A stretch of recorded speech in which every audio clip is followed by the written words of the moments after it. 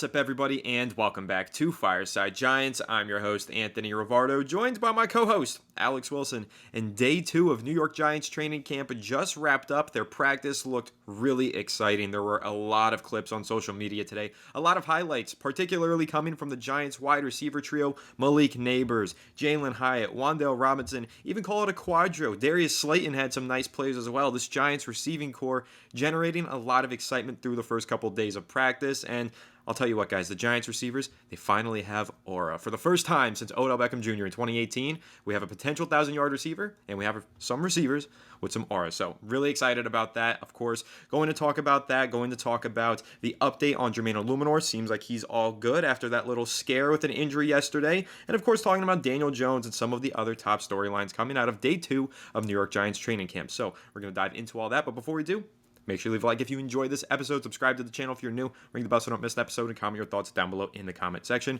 If you're listening on Apple or Spotify, please make sure you leave us a 5-star review. Go ahead and follow us on all of our social media channels at Fireside Giants. But without further ado, Alex, how are you doing today, my friend? And what is your reaction to day 2 of New York Giants training camp? I'm doing pretty good. Look, this training camp is definitely starting to heat up a little bit. We saw some chippiness between Wan'Dale and guys like Nick McLeod. And dude, Wan'Dale, man, we've been talking about him for months now. This isn't the first time we've mentioned his name as a potential breakout player this year. The guy looks like he's going to have a big-time season. I'm really excited about Wan'Dale, especially if they're going to be, utilizing a lot of, quick passes and getting the ball out quickly from Daniel Jones' hand. If the offensive line is still spotty, Wan'Dale's going to benefit a lot. Now, what I love, and I wrote an article about this morning, the Giants have had some good players, but they've never had the right practice situations for them. Like, Deonte Banks was going up against, WR2s, backups last year. Like, you really develop your game in practice, and then you apply it in regular season action.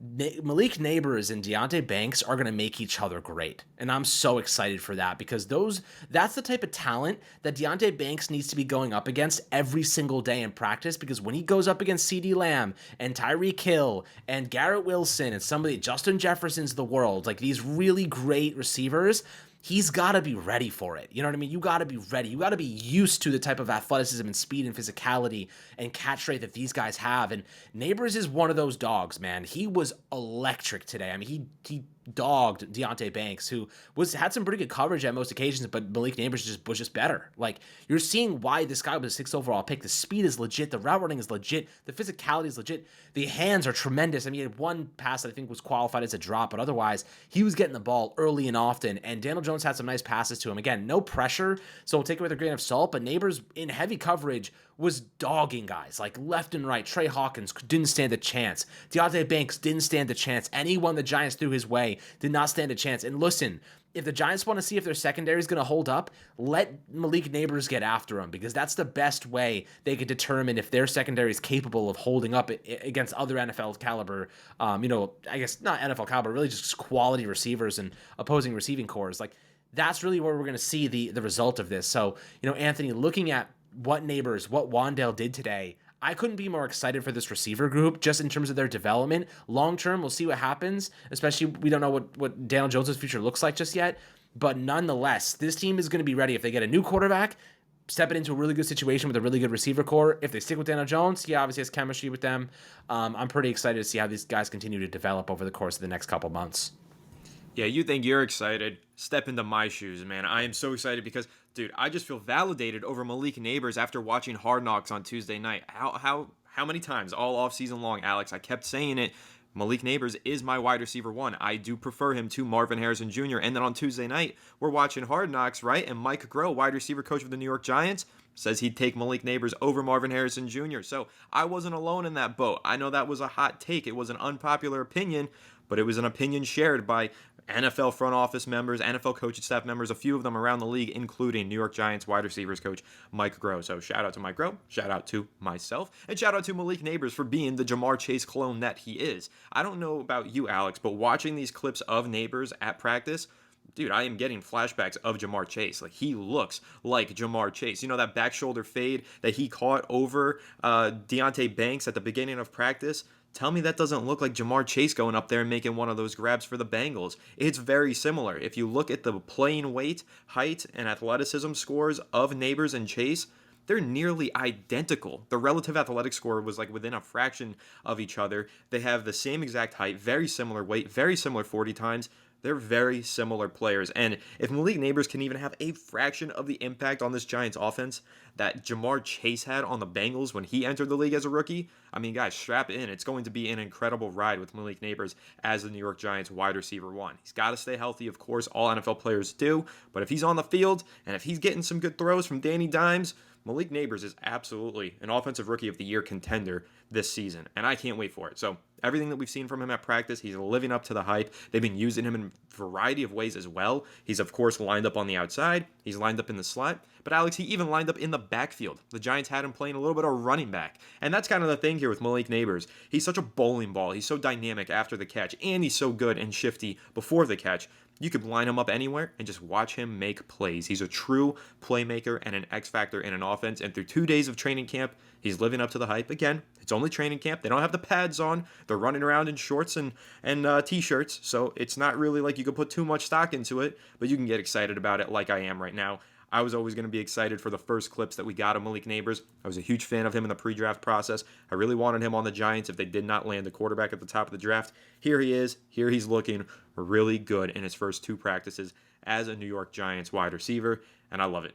Give me more Malik Nabers clips. Give me all the Malik Nabers clips. I am amped up today. Malik Nabers, baby. But it's not just Malik Nabers. Like you said, Wan'Dale Robinson making plays in the red zone. And actually, let me rewind, because you mentioned Wan'Dale Robinson getting into the face of Nick McLeod, getting a little chippy there. How about Malik Nabers getting in the face of Deonte Banks, pushing him after that touchdown grab and getting in the face of him, talking a little bit of that ish and having a little bit of a battle right there. That's the battle of the summer for me, for the New York Giants, all training camp long. I'm watching my guy Deonte Banks and my guy Malik Nabers go at it all summer long. I cannot wait for that. Deonte Banks, we know how physical and aggressive he is. We know he loves to talk that talk. Malik Nabers is the same way. That's going to be a lot of fun to watch for the next few weeks of practice. But back to Wan'Dale Robinson. He's making plays. Nabers is making plays. Jalen Hyatt is making plays. Caught a deep touchdown grab from Daniel Jones. Daniel Jones finally uncorking one. Yesterday, pretty much all of his passes were between 0 and 5 yards ahead of the line of scrimmage. Today, he let it loose a little bit, and that's what we need to see some more of, right, Alex? Because we know that Daniel Jones in the past has been a very accurate deep ball passer, but he just hasn't thrown the deep ball enough. So now that we're at training camp, first day, not a lot of deep passes, but day 2, connecting with Hyatt on that deep bomb, that's some exciting stuff, and hopefully we get to see a little bit more of that throughout the summer and into the regular season. What is your takeaway from that? Daniel Jones finally uncorking one and dropping a dime in the bucket to Jalen Hyatt. Listen, Daniel Jones has nothing to lose, guys. He has everything to gain, but nothing to lose from this upcoming season. If he wants to be the best version of himself, he's got to let it fly, man. He's got to rip that football. He's got to let that thing go. He's got to be aggressive. He's got to give his receivers a chance to come down with the football. He's got to give his guys an opportunity to make plays. You can't hold the ball. You can't hold it for sacks. You can't try to take off running coming off an ACL tear like that. If he goes down again, the Giants are so cooked on that injury guarantee. It's not even funny. So, like, you know, if you're Daniel Jones, if I'm the Giants, I'm saying, DJ, stand in the pocket, move around in the pocket if you need to, let the rock fly. Don't try to take off running. Don't try to get around the edge. Don't try to beat edge rushers. Take the opportunities. Look, if you throw a couple interceptions, who the hell cares? Who the hell cares? You are at least trying to move the football downfield. You know what I'd rather see? Daniel Jones try to be aggressive, try to make something happen, try to make plays and make dumb decisions. You know what I mean? In the past, we've seen him make bad decisions. He's running around in the backfield. He throws the ball to nobody and it's intercepted. If it's going to be an interception, at least give your guy a chance to make a play. At least throw the ball downfield and give your guy an opportunity to make a positive, right? I can't stand the dumb mistakes. You know, the throwing it over the middle when there's a linebacker watching his first read. You know what I mean? Like, that's the type of stuff we no longer can stand and watch. We need to see Daniel Jones uncork the football in single coverage, in a coverage that he feels his guy can make a play and let it rip. I think this is the chance for DJ to just play with no fear. Be confident. Play with like you have nothing to lose, man. Because right now, if you struggle, you're good. You're done in New York, man. You're gone. You might as well put it all out there, leave it out on the field, take shots to Jalen Hyatt, take shots to Malik Nabers, Darius Slayton. And I think he did that a little bit today. He showed that he was willing to go and exercise the deep ball. He was really inaccurate last season doing it. But in the past, he's been more accurate. He's been better there. In my opinion, this is his chance to really step up and make an impact in the deep portions of the field. Of course, the offensive line has to step up. And a little bit of good news there, by the way, Anthony. Jermaine Illuminor said, "I'm good" on Twitter yesterday. Brian Dable and Joe Shane said it's nothing serious. He should be ready to go. He actually wanted to do more than just individual drills today. How does it make you feel knowing that Jermaine Illuminor seems to be pretty good, pretty healthy? Thankfully, we dodged a bullet on that one. Yeah, definitely dodged a bullet. Very excited about that, especially considering the fact that Evan Neal, when is he going to return? Who knows? I'm not so sure, because today he wasn't even doing drills outside the whole time. He was doing some indoor rehab. I think he came outside about halfway through practice and did a little bit of rehab on the sidelines as well. But for the most part, Evan Neal has been absent from training camp. He's not participating. He's still on the PUP list. We don't know when this third-year right tackle is going to return. So in the meantime, we need these other guys to stay healthy. We need Jermaine Illuminor out there. We need him healthy, and we need him performing at a high level in case Evan Neal does not return to the field. And even if Evan Neal does return to the field, we still need Jermaine Illuminor because he's probably the better player compared to Evan Neal. So very good thing that the Giants did dodge an injury bullet there with Jermaine Illuminor. Now, he didn't participate today. We got more Josh Azidu. We haven't heard a lot of good things about Josh Azidu so far, but it's still early. Let's see if he turns things around. But another thing that we've heard is that the pass rush has been getting home. So we can take that one of two ways. Either the Giants' offensive line, still a mess, still a problem, or the Giants' defensive line, living up to the hype. How do you interpret it, Alex? I want to get your take on it. Is the Giants' defensive line living up to the hype, or is the Giants' offensive line faltering?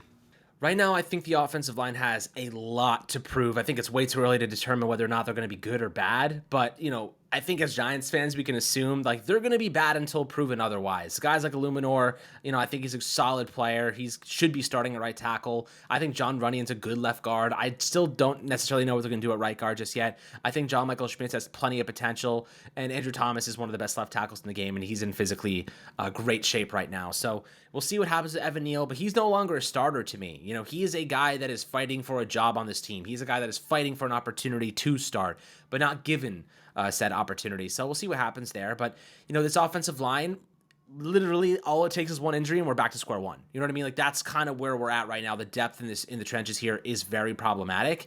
I am very concerned about it. The Carmen Brasillo has a lot of work cut out for him. He's got to develop some of these young players to be competent, and that is the most important thing to me. Making some of these depth pieces competent players to step in and make an impact in a positive way. So, right now the defense, Kayvon Thibodeau, Brian Burns, Dexter Lawrence, as long as you have those three guys, I'm pretty confident in them stepping up and being pretty damn good.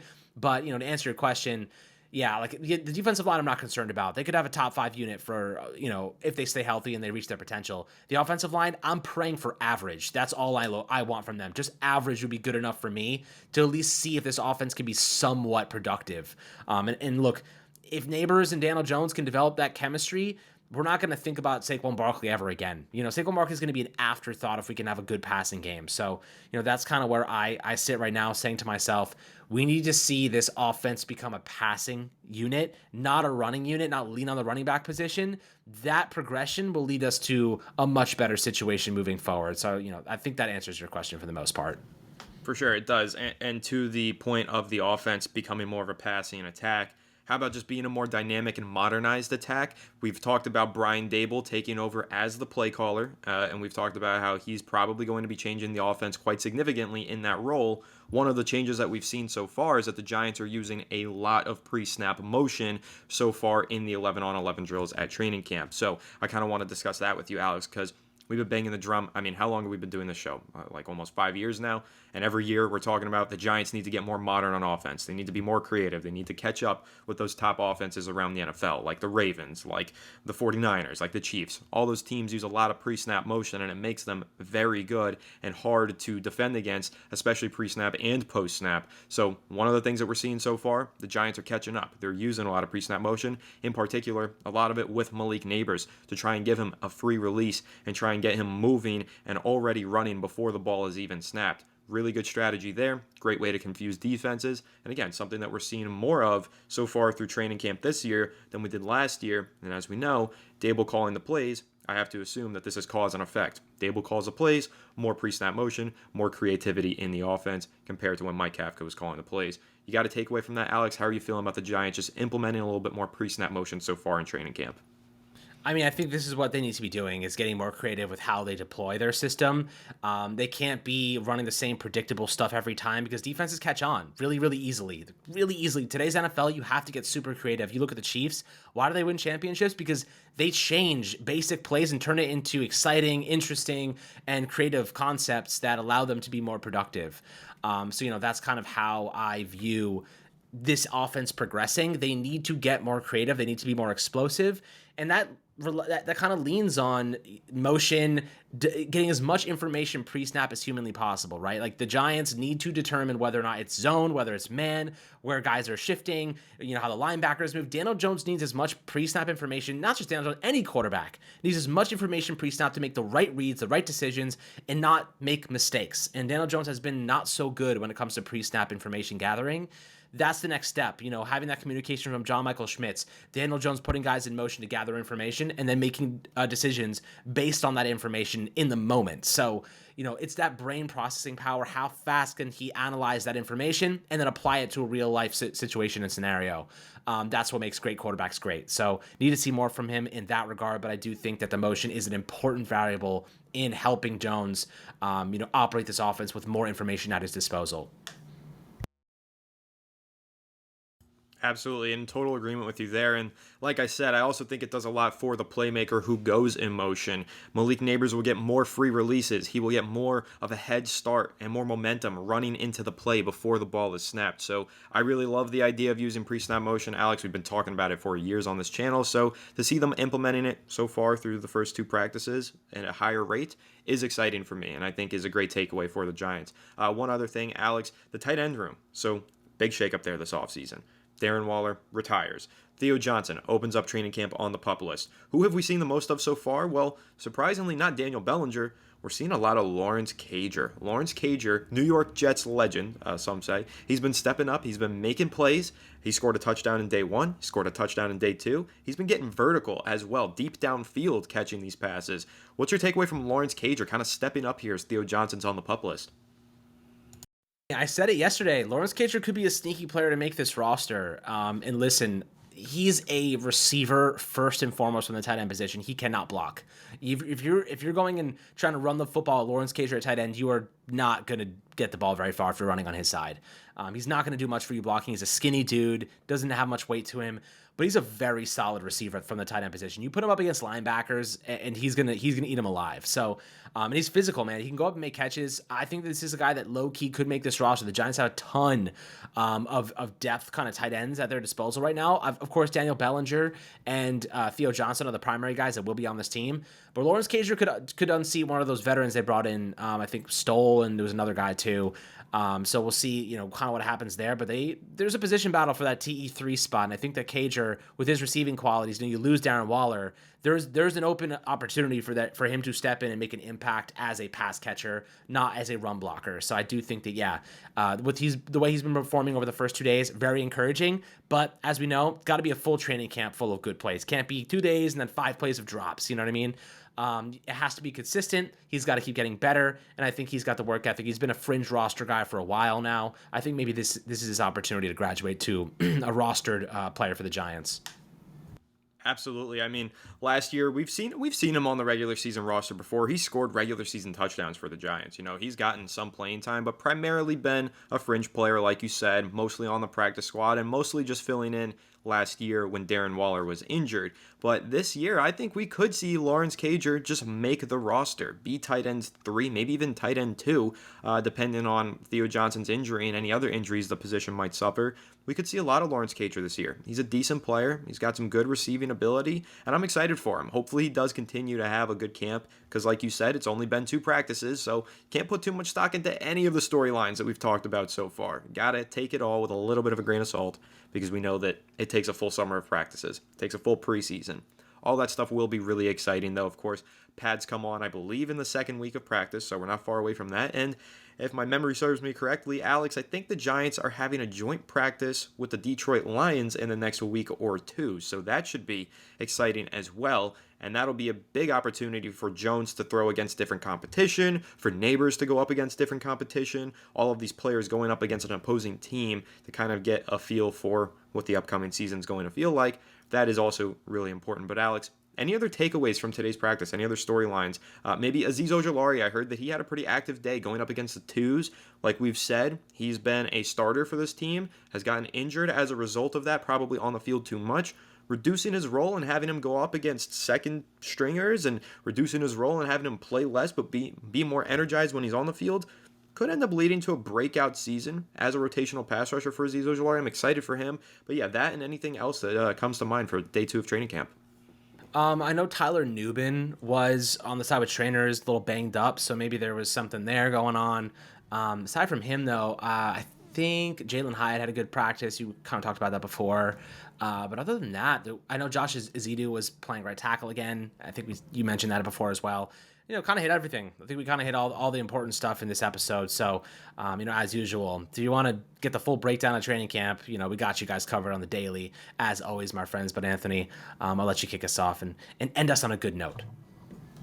Gotta end it on a good note. Gotta just once again repeat Malik Nabers, WR1 in 2024 NFL draft class. I declared that months ago. I'm feeling validated and I'm feeling good watching him tear it up at Giants practice. So, yeah, I do think we covered all our bases here. I think we hit on all of the major storylines, but anything that we might have missed, comment down below in the comment section. And of course, we might bring it up tomorrow or we might hit you with a second upload. Who knows? We get crazy once it's training camp time here on Fireside Giants. We are nonstop with the content, especially on social media. I have a lot of stuff being pumped out there. So make sure to leave a like if you enjoyed this episode. Subscribe to the channel if you're new. Ring the bell so you don't miss an episode. Comment your thoughts down below in the comment section. If you're listening on Apple or Spotify, please make sure to leave us a 5-star review. And go ahead and follow us on all of our social media channels at Fireside Giants. Without further ado, we'll catch you on the next one. Have a good one. And let's go Giants.